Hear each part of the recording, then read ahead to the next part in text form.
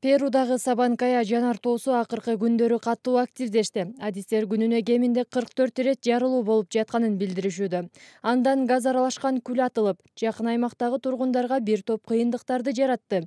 Жабыркаган шаарлардын бири Перудагы чоңдугу боюнча 2-орунда турган Арекипа шаары. Ал жерде 1 миллион калк жашайт. Жергиликтүүлөр бийликтен түтүндөн коргонуу үчүн бет каптарды таратаар бекен деп жардам күтүшүүдө. Ошол эле маалда өлкөнүн коргоо министрлигинен тургундар үчүн 5000дей бет кап жана 6000ге жакын көз айнектер таратылганын кабарлашты. Биз баарына түтүндөн коргоочу бет каптарды жана көз айнектерди тараттык. Булар көбүнчө жаш балдарга жана улгайган кишилерге берилди.